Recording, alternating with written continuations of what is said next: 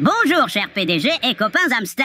Je me détendais en regardant quelques vidéos YouTube et je suis tombé sur des réflexions vraiment intéressantes qui pourraient changer votre vision de la vie. Allons-y. Parfois, nos proches nous surprennent avec un grand cœur dans un petit colis. Cette histoire parle de frères, d'amour, de trahison, en quelque sorte, et assez d'argent pour un an de friandises pour hamsters. Prêt pour cette roue émotionnelle? Mon frère me dit ne rentre pas à la maison. On se voit et il me donne les derniers 63,50 $ qu'il avait sur son compte. C'est mon petit frère et on ne s'entendait pas tant que ça. Mais ça a vraiment compté pour moi. Puis il a dit « Tu ne peux pas rester ici, tu dois partir ». J'ai gagné mon premier million à 27 ans. Quand j'avais 25 ou 26 ans, mon frère, mécanicien, devait racheter l'atelier où il travaillait. Il a travaillé d'arrache-pied, si bien que l'atelier a prospéré. Un jour, alors qu'il y a travaillé pendant 4 ans, le type qui devait le vendre décide « Je ne veux plus le vendre ». Alors il m'appelle et me dit « Je pars, je n'ai pas envie ». Et tu veux faire quoi? Il répond, peut-être l'immobilier. Je lui ai alors fait un chèque de 173 000 $, tout ce que j'avais sur mon compte, parce qu'il m'avait prêté 63 $, et c'est mon meilleur ami. Attends, j'ai du mal comprendre. Ton frère vient vraiment de te dire de partir? Même avec 60 $ en plus, je lui ferai sûrement la tête pendant une semaine. Mais je suppose que chez les frères et sœurs humains, c'est moins une question d'accumulation et plus de... C'est quoi le mot? Sacrifice.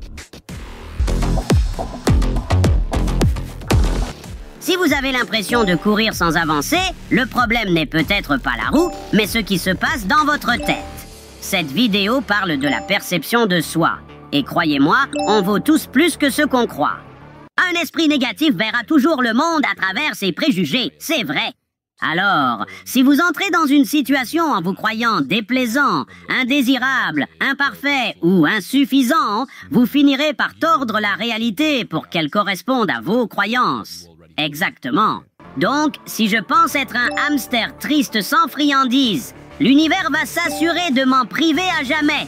Et maintenant, je dois toujours penser positif. Avez-vous déjà essayé de rester positif après des heures dans la même cage? Mais enfin, si un changement de mentalité apporte plus de friandises, peut-être que je devrais essayer. Vous vous rappelez ces Nepo Babies qui prétendent avoir grandi dans des familles de classe moyenne? En réalité, ils ont un avantage. Des scientifiques ont découvert que l'endroit où vous vous êtes installé peut influencer vos futurs revenus. Découvrons comment vos voisins pourraient être votre atout pour obtenir plus de friandises. Une étude a examiné des enfants issus de milieux économiques similaires en comparant combien d'argent ils ont gagné en grandissant, puis combien ils ont gagné en tant qu'adultes. La différence clé? Un groupe provenait d'une ville où les habitants gagnaient plus et côtoyaient davantage de personnes riches, tandis que l'autre ne le faisait pas. Quel a été le résultat? Les enfants ayant grandi dans un quartier avec plus de riches avaient un revenu supérieur de 33% à 35 ans. Le statut socio-économique de votre famille n'est pas le principal indicateur de votre revenu futur.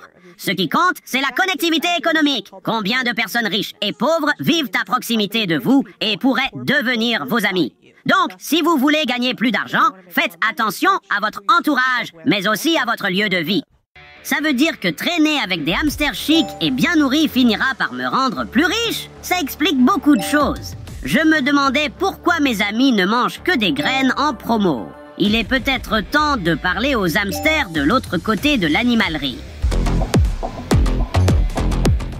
Ok, j'ai compris.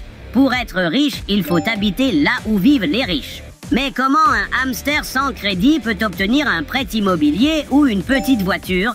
Attendez, les hamsters ne conduisent pas. Ah, disons un humain. Je pense que ce type peut nous aider. Pas de carte de crédit? Genre vraiment aucune? Comment louer une voiture ou construire un dossier de crédit? Comment vivre sans crédit? La seule raison de construire un dossier de crédit, c'est pour emprunter de l'argent. Si vous n'avez pas l'intention d'emprunter, vous n'en avez pas besoin. Et pour un prêt hypothécaire, vous pouvez en obtenir un avec une souscription manuelle, même sans score de crédit. Mais qu'est-ce que la souscription manuelle? C'est la méthode utilisée pour les hypothèques depuis que je suis entré dans l'immobilier en 1978. Il vérifiait réellement les informations. Avez-vous un emploi? Il vérifiait l'emploi. Quels sont vos revenus?